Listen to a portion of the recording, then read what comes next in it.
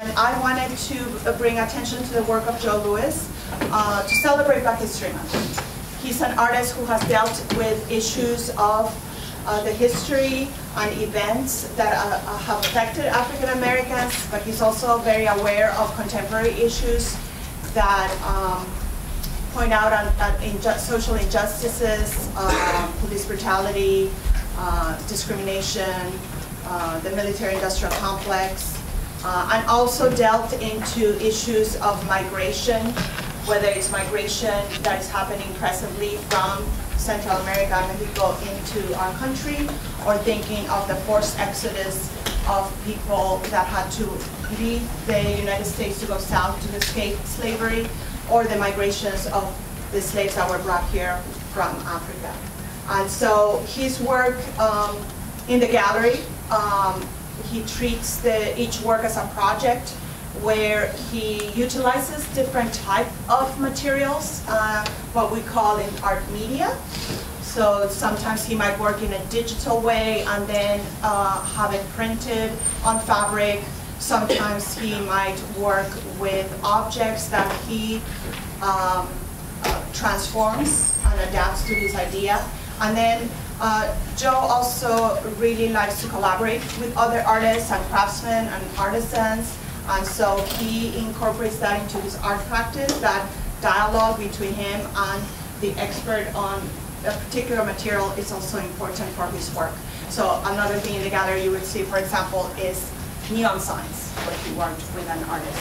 And I know Joe from the 1990s. When I was in my 20s, I worked for an arts organization called SPARC, the Social and Public Art Resource Center, founded by Judith Barca, located in Venice, California. And Joe was doing a performance there that also dealt with issues of institutional racism, police brutality, and it was a very personal piece. And so he invited me to, as part of the piece, to read text and poem in Spanish. And that was my first attempt to work in performance, and that propelled me actually to join a performance group. So I'm very thankful for Joe for having trusted me with that when I was a young, just in my 20s, probably your age, to do that project. And so Joe is a professor at UC Irvine. If any of you guys are thinking of transferring them, he teaches in the art department. But as he's also, besides being an artist, he also has curated and he's exhibited his work not only here nationally but internationally. And I'm just, without having to fill in more details, I want us to focus in hearing him talk about his work. So let's give him a warm applause. Thank you.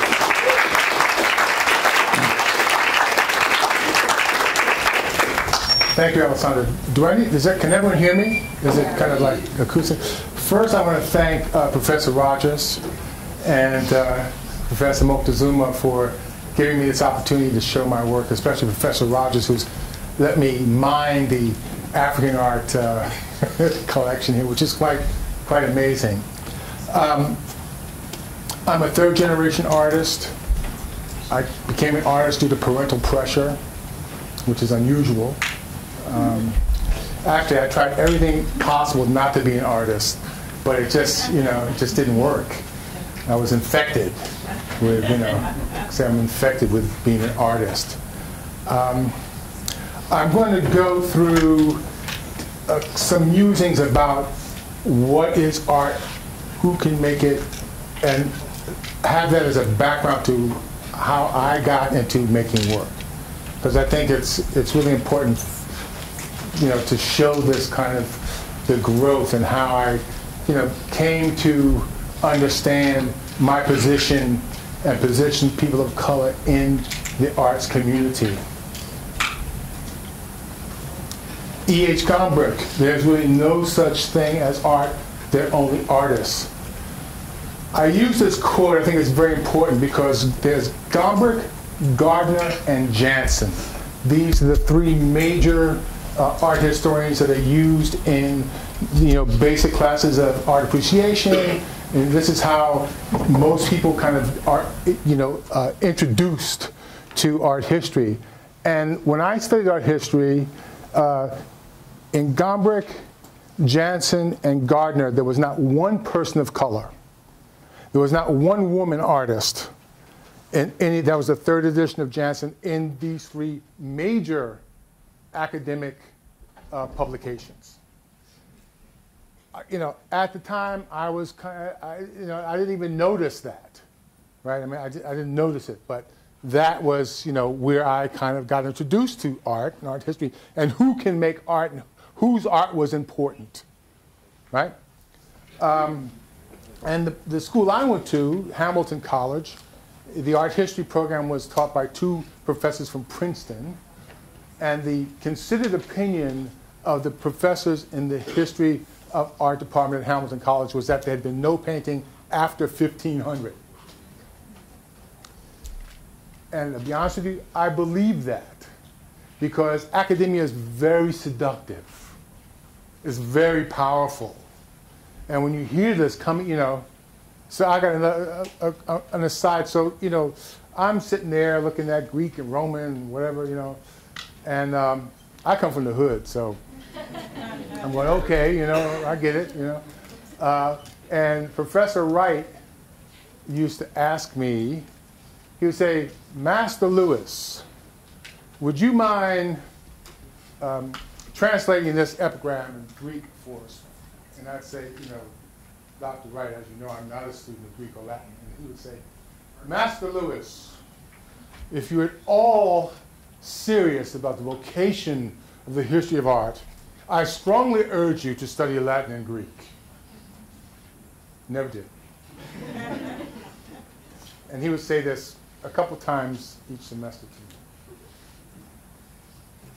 me. So that's my introduction. I mean, I'm a third generation artist. My father was a vocalist, a singer. My mother was a painter. My mother is a painter. My grandfather was a chef who made ice sculptures, working in Atlantic City, So, the people who came through my house were, Carmen de Lavalla, Brock Peters. This was like the real, kind of the real African-American art, song folks, and poets and drummers and all this stuff. And I'm sitting here looking at, marble sculpture, right? So, this is a quote I love too. Don't think about making art, just get it done. And let everyone else decide if it's good or not, and while deciding to make more art. So what is art? Art is like the most difficult thing to define because it means so many things to different people. I'm just going to go to the last sentence in this slide that says, since conceptual art and postmodern theory came into prominence, it has been proving that anything can be termed art, which means that anybody can make art. Well, we know, but that doesn't mean anyone can make good art, right? But this means that anyone can make it. And this is a very important point because this is where we get into trouble. The Western philosophical canon specifically has a very strict definition and has had that definition. And they've run with it, right? Only a certain group of people really can make art. And if you look at today at the art market, you will see that, and I'll show a slide later, who is actually at the top of this market. And we all know why, because there was not entrance for people of color and women to, be successful. Of course, yeah, there are a couple of examples. There's always a couple people who, kind of go through, that's true. But en masse, what this group of people I'm talking about did was not considered valuable.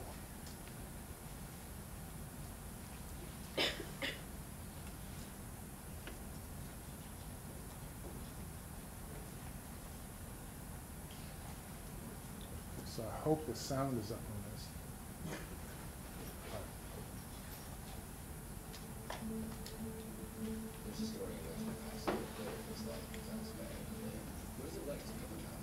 Picasso asked him for a dollar bill, pins it on his canvas, and in a minute or two has transformed the note and signed it. Hold on.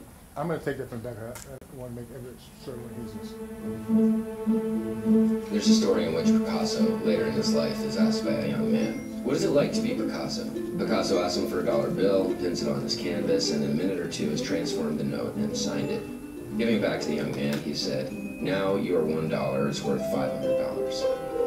That is what it is like to be Picasso." This and other stories from all corners of the art market. All right. So that's what it's like to be Picasso.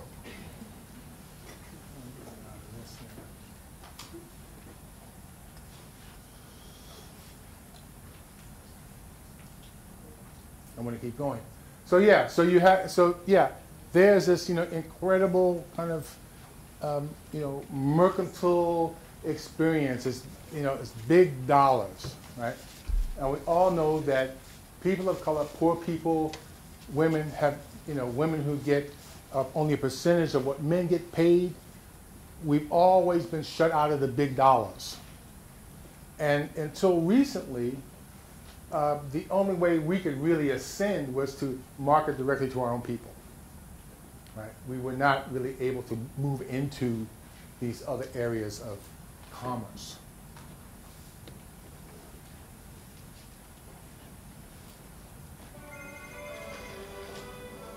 Hello? It's me. Hey, how are Listen, you? I'm gonna go. Get coffee. Want to come with me? Yeah, I'm just gonna finish up here, and I'll stop at my mom's, and then I'll meet you. I'll see you there. I like the use of color a lot. Is that your piece? This is my piece. Sorry, what is? I call it onlooker. I mean, what is art if it's not being observed? So are you here like 24/7, or? Yeah. What do you want me to do? Can I go? Is that a yes? I don't understand. This is actually an art project. I'm showing the juxtaposition of motion, stillness, and a shared public space. That's what I'm trying to say with the art piece. No, not that, all right? Hey, that's my purse! Get that! Well, it's part of the art project now. What art project? What is personal property? How do we see theft? Good luck. Thank you. It's certainly going well so far. Yeah, great. This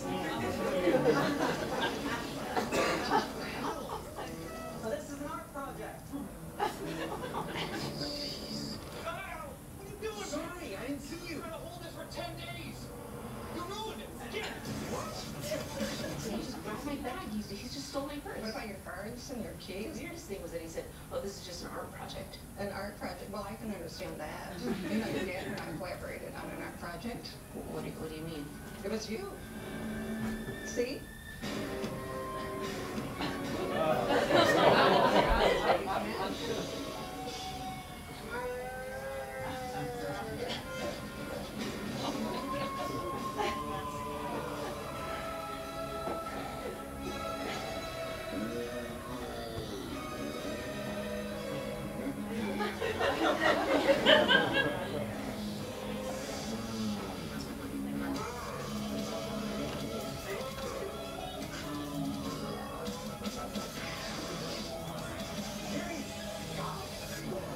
You have no idea what I've been through.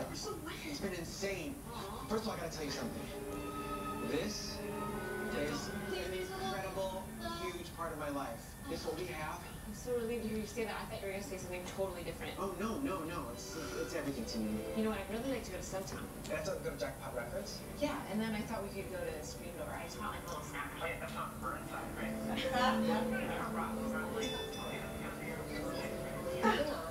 So, this piece of art is very special.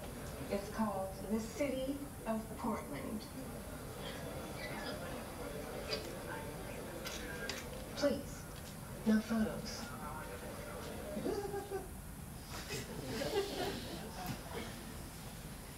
So,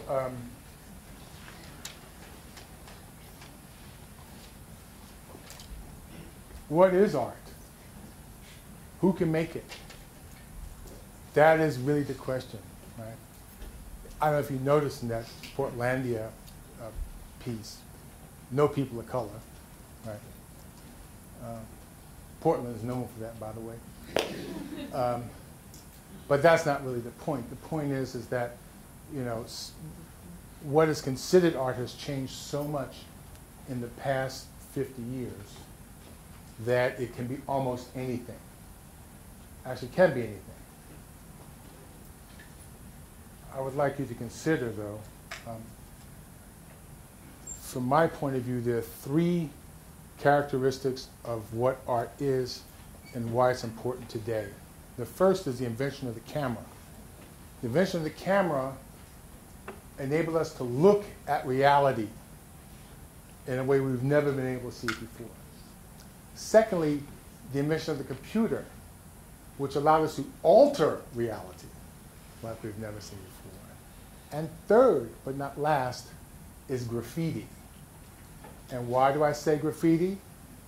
Because these are kind of, the bulwark of the Western philosophical tradition. However, graffiti allowed us to see that no one particular group had a stranglehold over the development and implementation of new aesthetic criteria.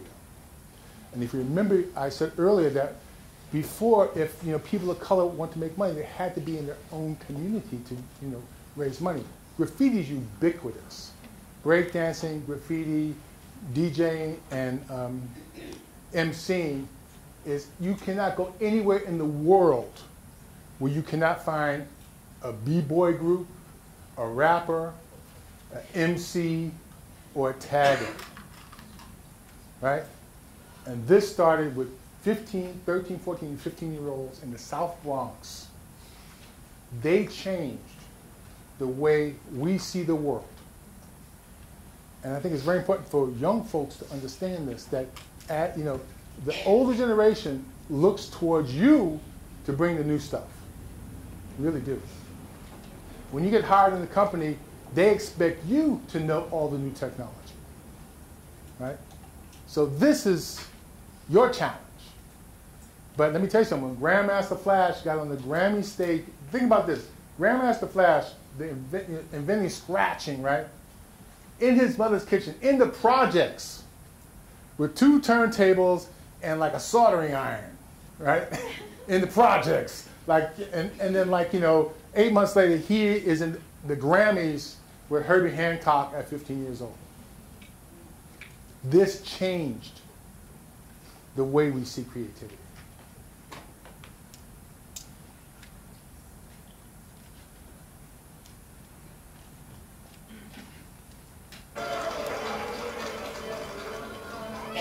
Art connoisseurs could only watch in horror as an expensive piece was shredded before their eyes.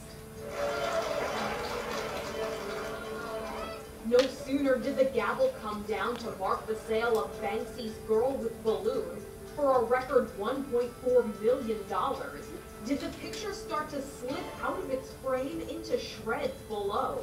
The anonymous artist claims to be behind the stunt. On Instagram, he posted a photo of his prank with the caption, "Going, going, gone." In a later post, he explained how he did it.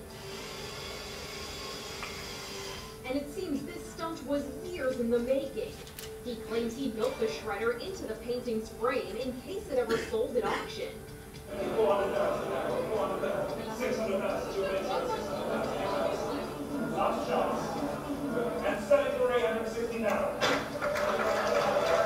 Witnesses couldn't believe what they were seeing. We can only imagine what the buyer was thinking. The person's identity hasn't been revealed. Sotheby's claims it was shocked by the stunt. The auction house is also trying to figure out what this means for the value of the painting. Considering the artist, who is known for using his craft to pull pranks and make ideological points, some artists speculate the value of Girl with Balloon could actually soar. For InsideEdition.com, I'm Mara Montalbano.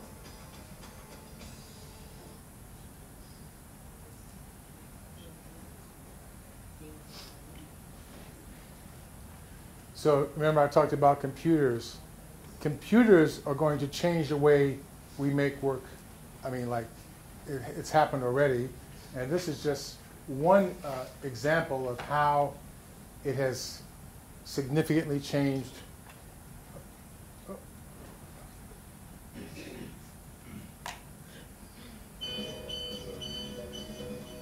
ear-piercing scream, this ah!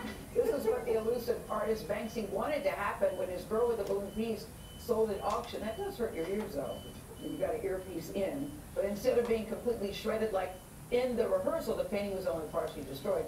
The work, though, still sold for $1.4 million. Wow, this stunt challenges the idea of what art is. And now Christie's Auction House is making a statement of its own. Next week, Christie's will be the first auction house to offer artwork created by artificial intelligence. What? We are seeing the portrait of Edmond de Bellamy right here in Studio 57, only on CBS this morning. It was created by the Paris-based art collective Obvious. So it used an algorithm to analyze data set of 15,000 portraits and then created a very unique image. Christie's international head of prints and multiples is Richard Lloyd. He is here with the piece. I find when I meet British people, I have to start talking like you. Oh, really? Yeah. How We Live is all like The Crown. That's a documentary. that's real life for us. Yeah. Richard Lloyd, we are so glad you're here to talk about this piece because you said don't call this a mashup. So explain to us how it works. Obvious used a little piece of software. It's called the GAN algorithm. What they did is they uploaded thousands of images to a computer. And at that point, it actually splits itself in two. One half is called the generator, and that analyzes those thousands of portraits and learns what a portrait is. So it's got two kind of round things here and a thing here, and that kind of thing. And it sort of passes through all those and then thinks, okay, now I'm going to start creating my own versions of those. Excuse me, the second half of the computer, the discriminator, tries to spot that. And every time the cycle is run, if the discriminator is able to say, wait a minute, that's created by computer, the generator runs it again, and the cycle finishes when the discriminator says, I give up, I can't tell. I can't tell the difference between the computer-generated version and the human-generated version, and that's what's popped out. Do you think this looks good? And how much do you think it would sell for? Well, we've estimated at $7,000 to $10,000, and we put a lot of thought into the estimate because if we put a huge amount on it, people would say, well, what are you basing that valuation on, because this is the first. But also we thought that that was just at the right sweet spot where people would respect it as a work of art, because the creators certainly think of it as that. But we didn't want to put a huge amount, as I say, because this is so new. And Richard, who is the artist? Is the artist the AI programmer or the people who wrote the AI? Well, there you go. You've just cut to the chase. I mean, or is it the person that wrote the algorithm? Is it a sort of a combination of the artwork that was uploaded? Is it the people that sort of tweaked the software? I think this is why this is so inspiring and interesting, because we've never really had to ask those questions before. How do you anticipate human artists will respond to this and view this as a threat if this becomes a trend? I remember reading years ago that when TV news started, that print journalists thought, well, that's it. Who's going to read a newspaper? Everybody's just going to watch it. But in fact, both exist side by side. So I think that in the future, in 5, 10, 15 years' time, I think there will be parallel tracks. There will be human art, there will be artificial intelligence art, but there will also be a hybrid. I think that's what's coming down the pike in the near future. It's artists who've always been great early adopters. In Warhol, adapted screen printing, which came from commercial packaging. Photographers took a camera and thought, well, we can do really wonderful things with this. So I think human artists will be working side by side with this algorithm and creating hybrid art. I mean, it's just the beginning. It is so fascinating what is going to be created. And we know that art is subjective, but I'm still curious, as an expert, when you look at this, do you say, this is a masterpiece, this is amazing? Or do you think, it's okay? You know what, I've done a lot of research into AI art, and there is something about using human-centric words like masterpiece. You just kind of stop short. Because I think a great work of art is a link with another person. So you think of, Van Gogh, you think, what he was like, what he was going through to create that.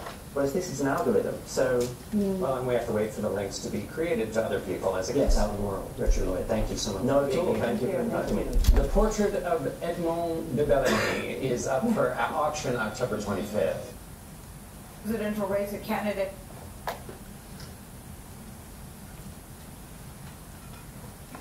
Okay, so, we've come a long way, right, from the invention of the camera to now. So these are all the things that are going around in my head as I'm, staring at the blank studio, or, the blank piece of wood or the blank glass or the, all this is like bubbling in my head. Plus my experiences kind of dealing with, folks in all areas of art production, in all areas of, whether it be publication, museums, curation, just one-on-one meeting people who have come to see my show, et cetera, critics, sometimes it gets a little overwhelming, but I think the point is that what art is changing on a daily basis. And artists are using everything at their disposal to kind of take on the creative instinct.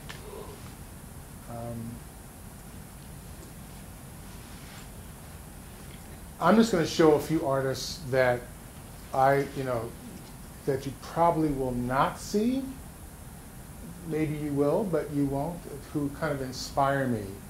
And just kind of talk about how it's very difficult for artists of color and women to kind of break through. This is Joyce Scott.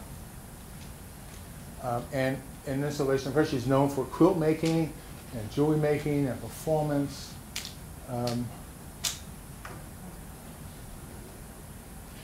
Ain't I a woman? These are the words of abolitionist and women's rights advocate Sojourner Truth in the 1855 speech, speaking for generations of black women who toiled and suffered and were essentially stripped of their femininity in order to survive. They plowed and planted and gathered into barns and suffered the lash as well, said Truth. Their lives were devoid of jewels, lace, and fine perfume. And these are two other pieces by Joyce. So she does, quilting, beadwork, installation. So as an artist, she gets ideas and she just starts making stuff. Right?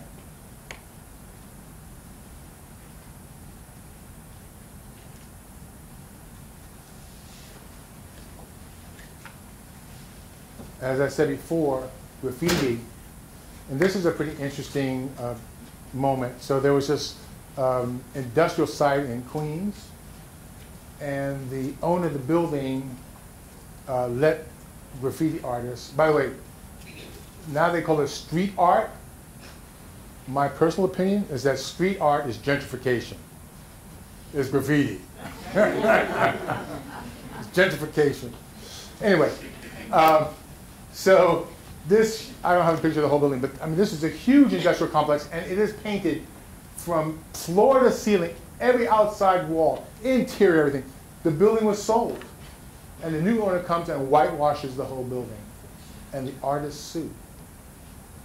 Because there's this law, VARA, that says you can't destroy works like this without the artist's permission.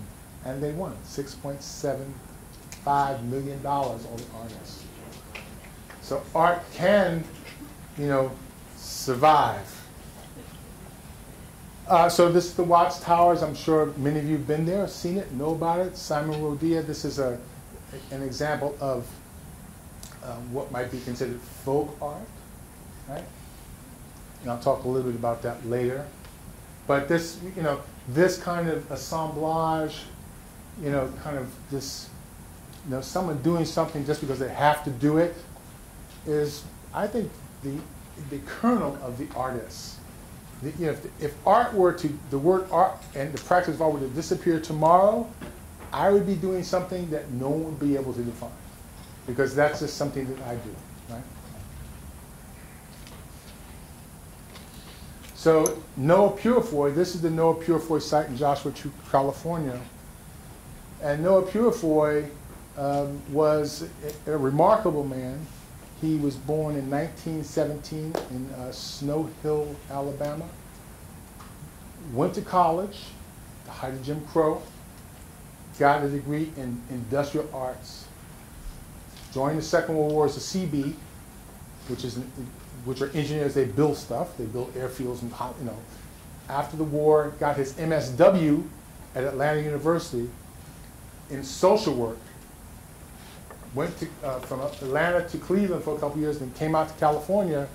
And one day, as a social worker for the city of Los Angeles, got up out of his chair, walked out of that office, never to return, and went and enrolled in Chouinard, which later becomes CalArts.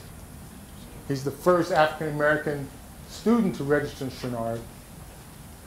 And that begins his kind of, his real art experience. And after he gets out of school, there's a lot of things. He does window dressing, he gets into some design, high-end design.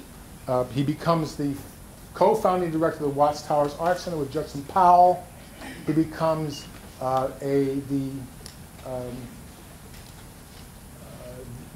foundational member of the California Arts Council. He authors the first Artists in Prisons, Artists in Communities, Artists in Schools program in the country.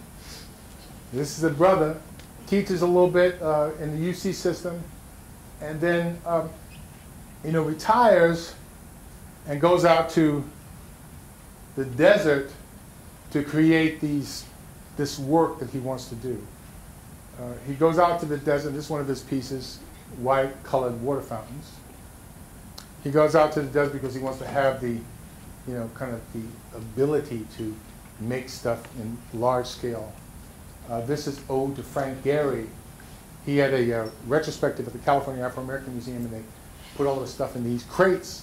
And when they brought the stuff back to him, he took the crates unknown to the museum and made this piece. Of course, the museum was expecting to get the crates back, right?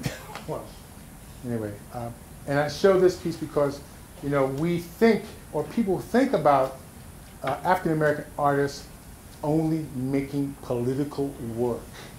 And the fact of the matter is, there's a huge, incredible cadre of abstract African American artists, Latino artists, Asian, who do abstract work. But we tend to think that because of this notion that we have of community, that this is the only thing that we make, but it's not true. Another one of Noah's pieces. By the way, this piece is called Collage. It's about 60 feet long, 30 feet wide, and he called it the largest collage in the world. And what he would do is he'd lay out these pieces here, and then unscrew them and work them and put them up on the wall. So he kept the idea of the environment as one of his collaborators. Charles McGill. I went to graduate school with Charles. He was an avid golfer. Unfortunately, he passed at a very young age, 52. But so this is the Arthur Negro, former black militant golf and country club portrait of Charles, life size. You can't see, but he has this Uzi on the golf bag. Bobby, not Bobby Seale, one of the Black Panthers. There's so many of them. Anyway, so he had this performance piece called Playing Through, where he golfed through Harlem. So that was, and then he showed people how to golf. Huey Newton, that's who it is. But this is rooster, goat, dog, horse. And he used all vintage golf bags. So of course there's a huge political piece to this. The idea of who golfs, that's the question. And what is the, what the golf club, where you have to pay $150,000 a year for your membership, that's just the membership, that is everything else. So as he kind of deconstructs this notion of privilege using the golf bag. And initially he did, this is his Lynch bag, so he did decoupage, right? And as he moves through his practice, it gets more and more abstract, however, still very poignant politically.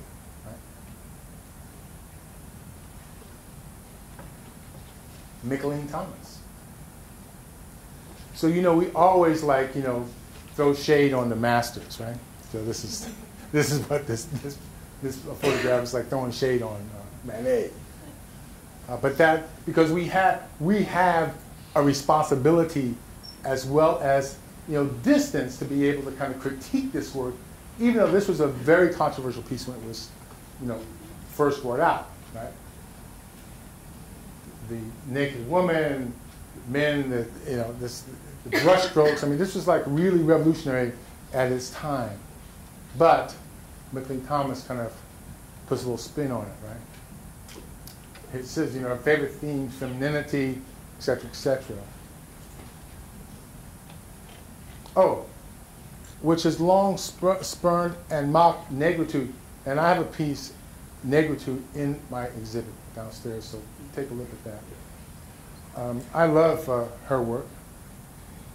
So she deals with, femininity, black women, the idea of power, and how it resides in the things that we create for ourselves. In this particular case, pattern and color.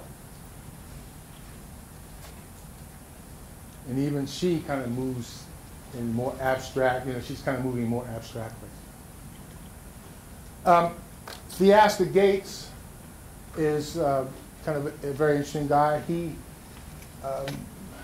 has a degree in urban planning and religion, but makes art.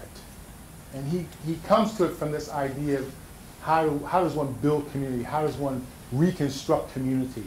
And this is kind of his blueprint. He started out he had this kind of tore down house in Chicago and no money. And as he says, first thing he did, he just started sweeping. And he was sweeping the house. He just swept it. As he moved forward, he put the house together, and it became a center, a synergy of energy for that community, and then it expanded from that point of view. His father was a roofer, and you should go and see some of his videos, because he says his inheritance was his father's tar pot. That was his inheritance. That's the power to heat up the tar to put on the roof, right? And his father made some pieces with him, so he's really connected in that sense at a very different level when we talk about community. Noah Purifoy, Watchtowers Arts Center, was about just kind of providing the creative process to the community. And if you look into the history of Watchtowers, you'll see, for example, they did the first chalk-in, and I have a picture somewhere of Richard Wyatt, who's a very well-known muralist, at the chalk-in at 12 years old. And he actually he got the first prize for doing a portrait of Martin Luther King. Right? So all of these things kind of connect. You couldn't have Theaster without Noah, right? Or even Rick Lowe, Row House Projects in Houston. I mean, there are these examples of people kind of, taking control of their own destiny, using a house, using a gallery, using the public land to grow fruit and vegetables in the community, right? And I mention this because it's very important to my work. And then the Guerrilla Girls, of course, who really pull the covers off of everything. And when I saw this, I remember, when I was studying art history, that's right, there were a lot of naked women in those books. Lots, but no women, right? Or maybe Marie Cassatt. I think she may.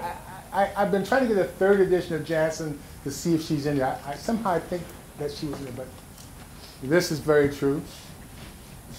And so there's this consciousness that artists connect to kind of reveal what's happening in the world. Usually things that people, they don't want to talk about, or they don't realize, or they want to push away. Artists have a propensity to look at these issues. And this is 2018. And I just put this up just for kind of a touchstone as I was talking about the commercialization, commodification of the work. This is the top 20 living artists' total sales of all time. And if you notice, there's not one woman in this group. There's not a person of color in this group. There are a couple of Chinese folks in the group, but that's it.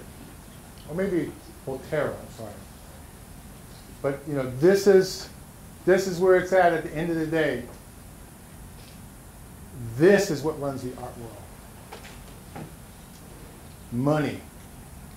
And when you go to, you know, these big galleries and you see all this stuff happening, I mean, this is what's driving it. Not the thought behind what's making the work. Although you have here Ed Ruscha, Jasper Johns, Damien Hirst, Jeff Koons, they many times kind of, you know, springboard off of ideas that are political, but they're not like really showing us the everyday kind of situation. So, 3 ways art history needs to change in 2019. Diversify the next generation of art historians. Tell more an inclusive story of art. Break down the divisions between high and low art. Right? This is not radical. This just reflects every day. It's like, you know, this reflects who and what we are, where we live, what we do. So with that in mind, in the late 70s, with an Austrian guy, Stefan Einstein, Stefan came up with this idea. I was, you know, very involved in the kind of philosophical discussion of the germ of this idea. Fashion moda. We were both in downtown Manhattan in New York, and you know, you could count the artists of color on one hand at that time in the 70s who were in kind of noticeable, and also, you know, not very many women either. But you also have to realize at that point there were only a couple handfuls of galleries too, right? And if you had a show before you were 55 or 60, you were considered a whiz kid. This is true. Today, if you don't have a solo show, by the time you're 25, you're considered a has-been. Right? I mean, I'm serious. You're like, I mean, it's like, it's crazy, but so, you know, so there are all these young folks in New York making art, come from all over the world, because at that time the idea was you had to go to New York to be an artist. Well, Steph and I didn't believe that. And if you look at the logo, it's in English, Russian, Chinese, and Spanish, the word fashion. So it's like someone's fashion. So we were like global in the 70s, you know, 30 years before the idea of globalism really takes full force in the art world. And what we did was that we brought people together who would not normally come together under any other circumstance.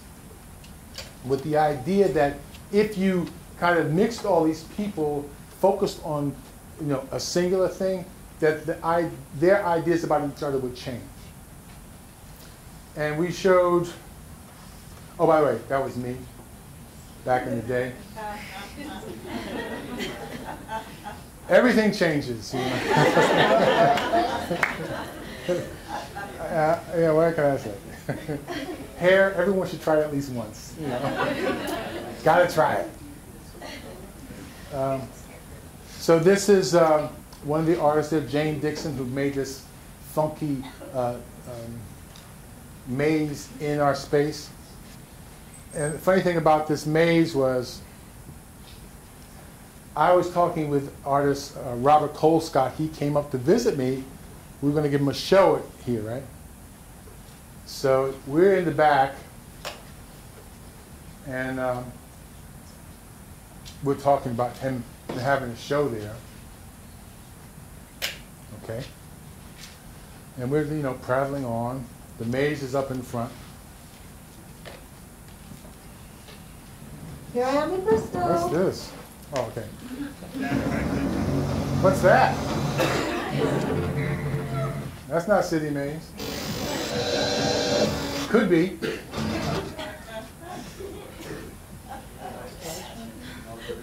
What? The hell?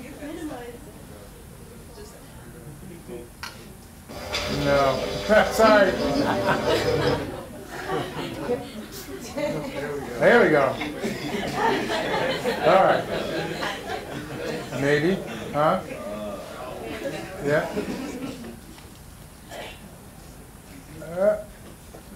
Okay.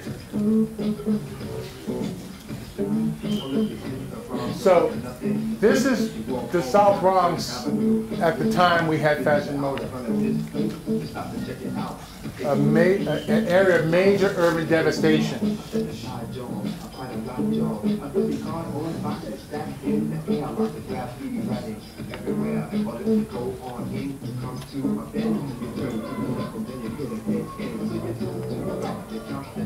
So while this is being, done, right? Robert Colescott and I are in the back talking about him showing his paintings in our space.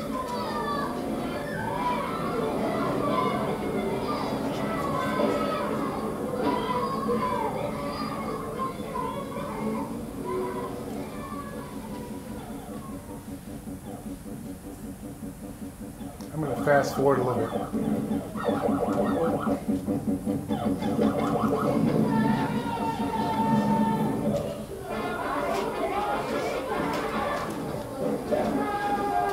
Well, let me say, he didn't show with us. We're sitting in the back having this conversation of his, like, $20,000, $30,000 paintings, right? He's like, looking like, huh?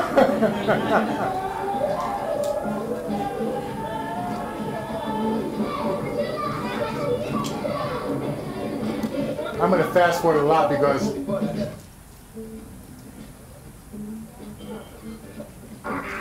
this is what happens.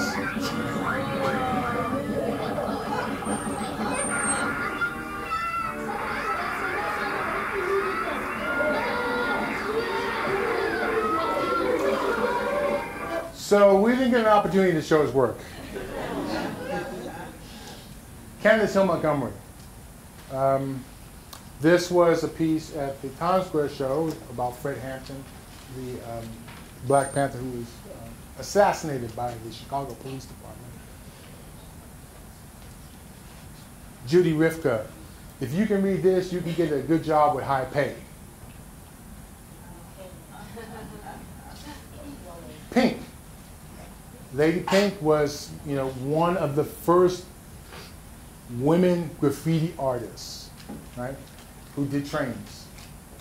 So this is the show. We had the first indoor graffiti show, and she was there, so that's one of her trains. That's her today. John Ahern and Rigoberto Torres. John Ahern does these castings. You see in the back. That's me. That's my partner, Stephanie. And this, John meets Rigoberto because Rigoberto's uncle does these kind of Santeria castings and paintings. And so they get together and they start doing this thing, John and Rigoberto work together as groups. This is some of the first work that John did. This is Rigoberto Torres' work. And then Rigoberto becomes, well established as an artist. And this is, I think, what Fashion was all about, was like bringing these different kinds of people together.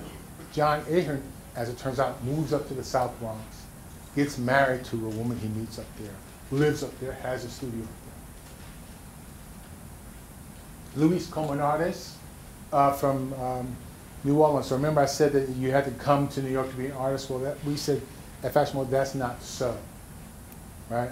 Luis won Best Costume in the Mardi Gras a couple years. He's one of the more famous Mardi Gras artists. We showed him in New York, and we had a little satellite in New Orleans. Martin Green, remember the distinction between high and low art? So Martin Green said that, oh, that's a portrait of Lenin. And he believed that Lenin was in communication with the flying saucers to develop an equality for the world. And this is one of his paintings, describing that.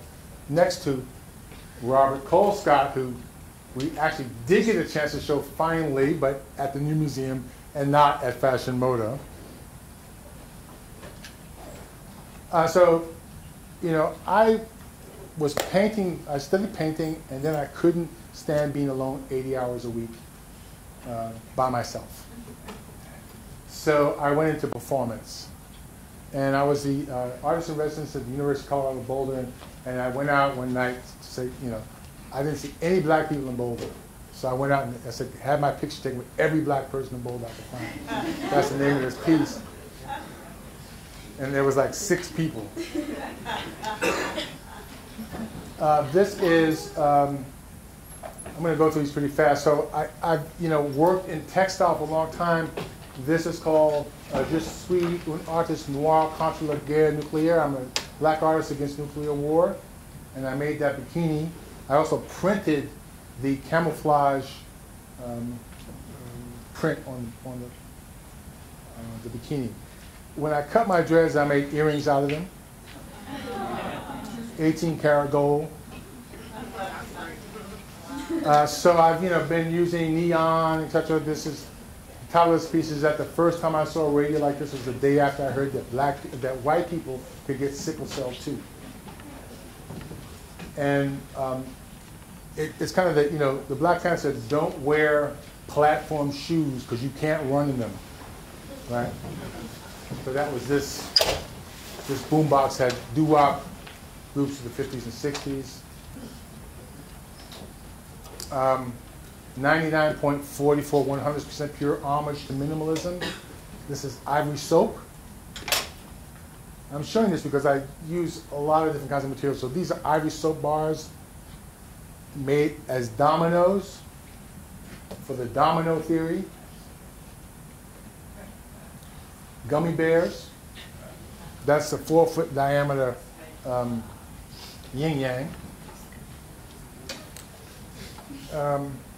And this is called Kinder Canary, and these 3D printed objects have a sensor on them that senses methane, ozone, carbon monoxide, and all that stuff hangs very low to the ground. So it also has a radio in the back that sends a message to the parent's cell phone to say that the kid is in a dangerous area. So I made this for kids and also pets because they're all low to the ground. This is from 1990. I did a computer game, Hangman. It was chemical and biological warfare trivia and social trivia. So Yellow Rain, Due Process. And you could hang a man or a woman.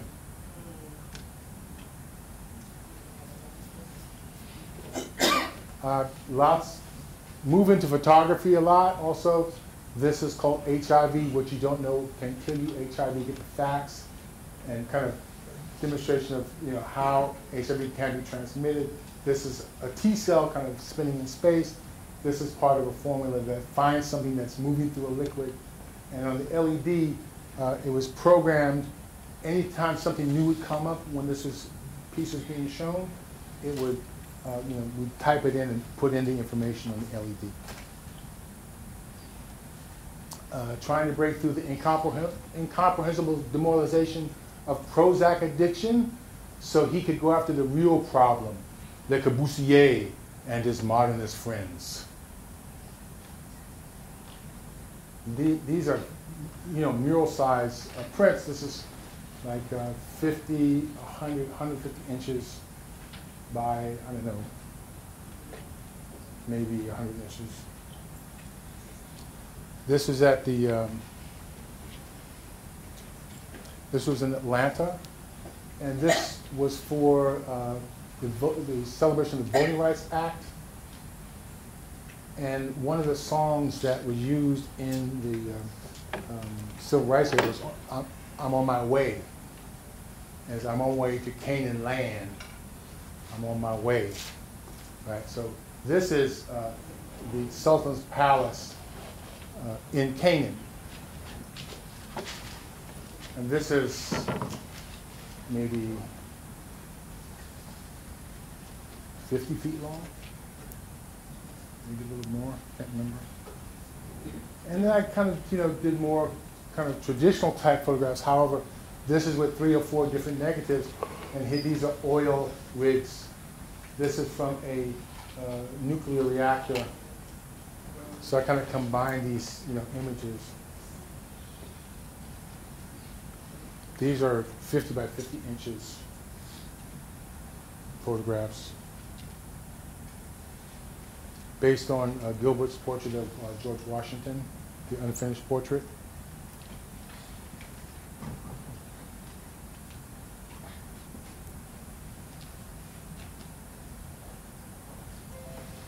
Also, I kind of do some just kind of real straightforward design stuff, but it's still a little kind of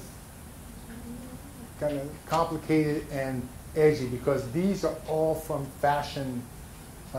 Alexander McQueen, Furla, Chanel. These are all kind of taken from those products and made into goblets.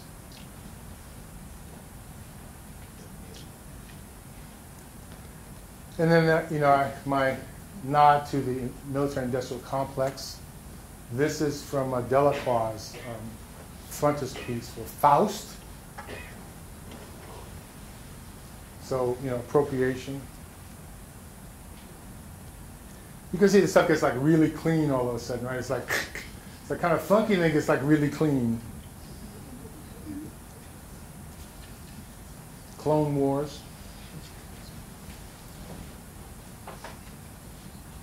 Snakes and Ladders.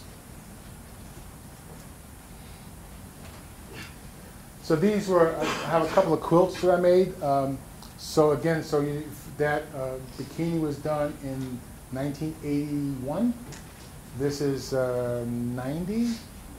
And I have more fabric pieces downstairs. So this is called Star Chamber, which is a group of very high-level people who get together to exact their own idea of justice. Which I think we have that now, but it's in the open. Usually Star Chamber is like undercover. Victory Garden.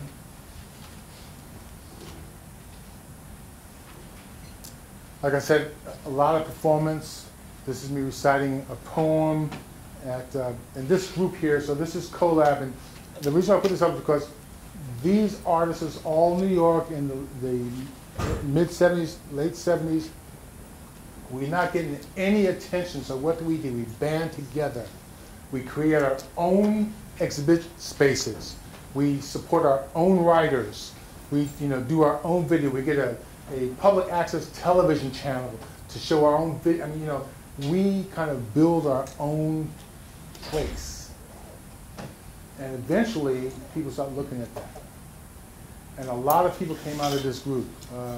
Jenny Holzer is one of the people who came out of here. Tom Arnott, Jean-Michel Basquiat. We just grabbed a hold of our own destiny by creating our own thing and not worrying about the New York Times, because eventually the New York Times starts looking at us because we're the happening thing.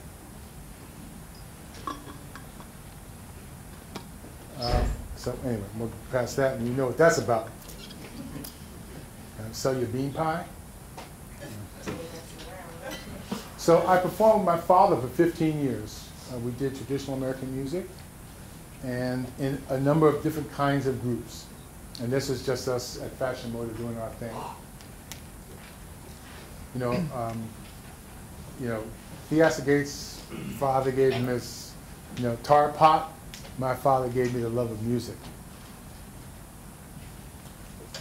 That's us with the renowned vocalist Julius Eastman, who passed, my father and me at Inroads, and we're doing, our traditional American music, a la African American folk song style.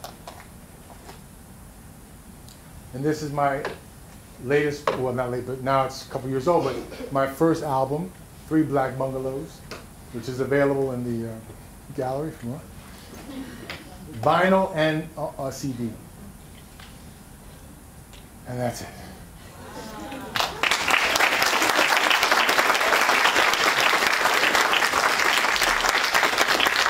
So when you go down and look at the work that's being displayed, you have a very good idea about where it comes from.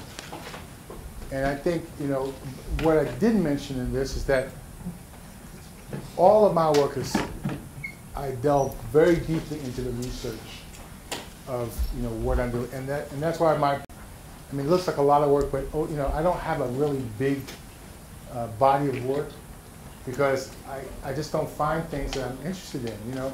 I gotta find something, I gotta find the text, I gotta find, you know, some books that are written. I gotta find, you know, to begin to formulate the ideas. And as you can see, I work in a lot of different kinds of materials only because once I get the idea, I gotta figure out, well, how am I going to present the idea? You know, it could be a painting, could be a photograph, I don't know, it could be a recipe, it could be, you know, a baked chicken, who knows, you know, but I'm just saying, really. So that's why I'm more of a conceptualist, because I don't really focus on anything in particular as far as materiality. Alessandra said I'm into collaboration, and that's one of the reasons, because, you know, it's going to take 10 years to learn how to bend neon perfectly. I don't have 10 years to make a piece, so I collaborate with another artist. And I do that a lot. I do a lot of collaboration because the one thing it does, it really kind of keeps you on your toes. And then you have like another set of eyes or 2 or 3 other sets of eyes looking what's happening. And the conversation that develops from that is always very invigorating. Third and finally, you know, a lot of times I get an idea and I start working on it and it don't work, right? So for many years, I would stop. But today, I follow where it's going. Right? So especially in photography, like, you know, to make those kinds of photographs takes a lot of money, lots of time, and you know, I'm in the darkroom and it's not working, and the guy I'm working with, we're at each other's throats because it's not working. Not because of us, you know, it's just the idea doesn't work. So I step back and then follow the direction that the work is leading us sometimes. So sometimes I wind up somewhere where I never even thought I was going to be, right? Because I'm not into the idea of, you know, the control, that kind of control. So I'm going to stop here. I'm going to take 1 or 2 questions, and then hopefully I'll see you tonight. Yes? I had a question about the Underground Railroad. Like back in the day, the Rodney King times, they had the, you know, I was incarcerated, and they had that Underground Railroad inside the institutions. Yeah. And I was wondering, like, I know it has to go back all the way back to convict leasing and peonage. You know, back in those days. You know, and I'm just like learning this, and you know, and then I see your piece on the Underground. You know, so this piece came about because I saw a picture in Reuters. That picture there is a picture of an X-ray of a truck coming from Mexico to the United States. And that image of those people huddled like that looked exactly like an image of an engraving I saw of slaves in the hold of a slave ship. And as it turns out, runaway slaves, especially in Texas, they didn't go north, they went south. They went to Mexico. Mexico abolished slavery in 1829 and opened their arms to slaves. There's a huge influence of African people in Mexico. Not a lot of people know about that, but I mean, it's huge. And oddly enough, the routes that those people took to go into Mexico are the same routes that the illegal migration is taking to go into the United States. And this is something else you know, that most people don't know, that the Texas Rangers were started to stop slaves going into Mexico. They were the net to stop this illegal migration. Right? They're also, you know, the perpetrators of, you know, hundreds and hundreds and hundreds of lynchings of Mexicans in Texas. essentially. That's their history. Another question? Yes. As you said, you have a wide spectrum of the type of art and media that you do. And when I was out at the gallery, it seems like some of it is informed by what the context of the art is. Are there times where you find that you are, as you said, you're being kind of led to a place that you weren't expecting? Are there times where you're being led to use a certain mixed medium that you didn't anticipate and that you aren't quite sure what the context is applying yet, and you have to follow that through?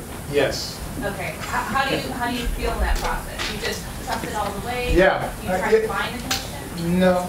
No. Okay. I mean, you know, like sometimes you look at stuff, you know, this is not working. I mean, right. But let me qualify that, because I had a show in New York of my photographs, and the gallerist came up and looked at the work and selected these pieces, and she took this one piece, and I thought, oh my God, you know. But I don't like to get involved with that, because that's all the time. She came, she selected the work, I made some suggestions. They hung the work, they designed it. That was it. I take my hands off of it, right? So they take this piece and they go show me. I'm embarrassed by this piece. Right? That piece got me 5 shows. You don't know. I mean, it's just like, you know, what do we? That's why I stay out of it. You know, because like, what do I know? You know, I'm just making stuff. Right? Like that quote I showed you, like, you know, let them decide what's good or bad. Just keep making them work. You know. How do you get to that place though, where you can? I guess it's just a trust free fall from the start? Yeah. Okay.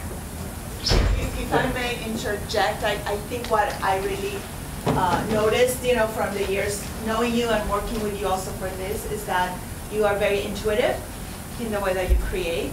Because you did mention the Denise Rogers and the African Art Collection, and some of the pieces, a piece in the exhibition downstairs actually evolved from us just walking to see the collection, and then you notice something and you're like, that is perfect. And you know, and then we just brought it into the gallery space. But I think that it takes years of working and kind of trusting your intuition and your vision to be able to walk into a space and say, this is art. This is what I want to, you know, make into art. And I think that's when we start out, we're so hesitant, and we're like doubting ourselves and like trying to, like everything has to be so polished, and we have to spend hours and hours and days on it, and sometimes it just happens like that. And I think that is what I appreciated from working with you. One last question. So you have a listing of the top 20 artists that are sales. Of sales, yeah. Right? That are European male, predominantly sales, right?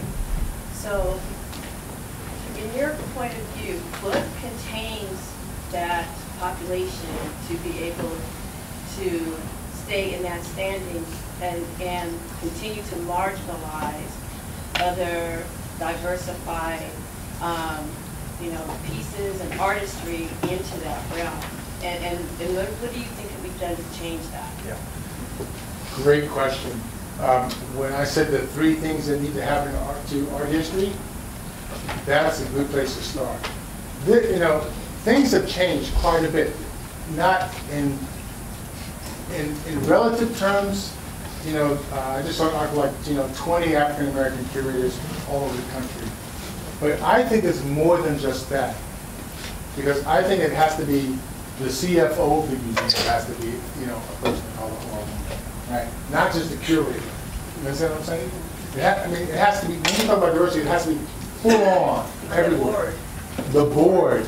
I mean, without people on the board, you're not going to get the juice you need to push things through, right?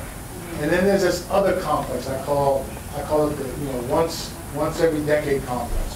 You know, an institution will have a big show, and that'll be it. You know, you won't see any of those people ever again.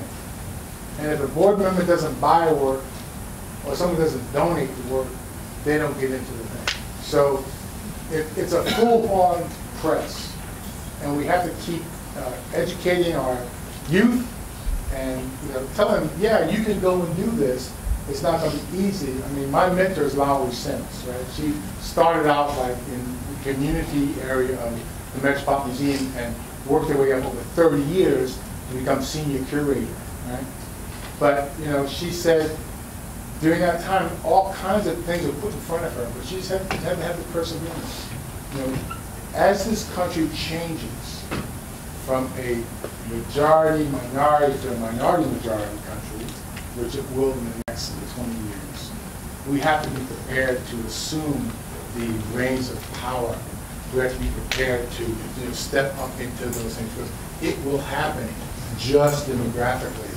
You know, I mean, that's, and if we don't have the people there ready and prepared to do it, it's, you know, but yeah, it's a, you know, I'm in academia. Let me tell you, it's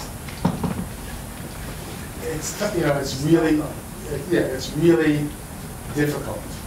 But you got to hold your own, and you have to support the people who are interested in going into these areas. And I just wanted to add, because when you showed Fashion Moda and you showed all of the artists of color, women artists that you presented, and for example, that was what your goal was, to, you know, to expose this artist to the world. If you look at, for example, what I've curated as a Latina curator in this gallery, 75% have been artists of color and women, if you look at our roster of exhibitions. So sometimes, to me, it's not who makes the most money. It's not the white male artists who make the most money. Sometimes it's also opening the way for artists of color and women to be showing in all these spaces and recognizing that and supporting that. And I think that's really important, because there's one thing that's the market, but that doesn't mean, you know, just because a piece is worth millions of dollars, that doesn't mean that it's more worthy than a piece that is not, that a piece that's saying something that is really meaningful. So, and I think that's where we get kind of confused, you know, that we value everything from the standard of like the market. And then I see in my museum studies class having like now more than half, you know, students of color and all women this semester. So I'm thinking this is going to be what changes things. Thank you very much.